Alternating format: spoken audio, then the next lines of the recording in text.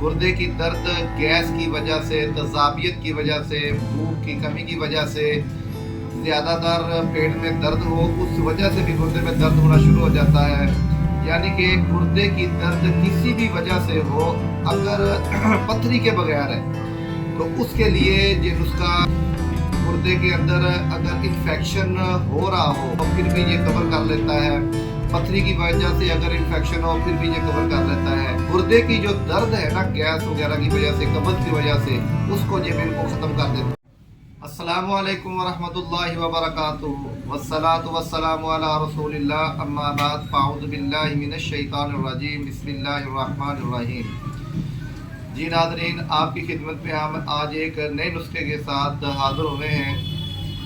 ये नुस्खा गुर्दे की दर्द के लिए है।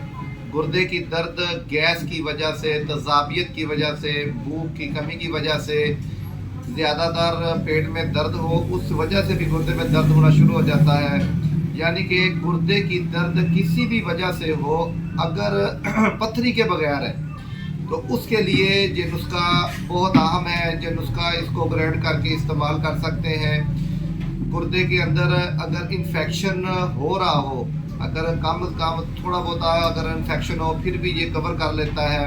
पथरी की वजह से अगर इन्फेक्शन हो फिर भी ये कवर कर लेता है।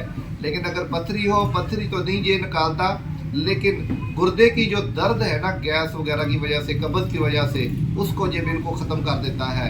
आप ये नुस्खा नोट फरमाएं और नुस्खे को आप खुद बनाएं, बना के आप इसको इस्तेमाल करें। अब नुस्खे की तरफ आते हैं, नुस्खा नोट फरमा लीजिएगा। ये देखें, ये है सुंड। सुंड इसको जंजबील भी बोलते हैं। ये आप 2.5 तोला ले लें, 2.5 तोला। ठिकरी निशातर, ये भी 2.5 तोला।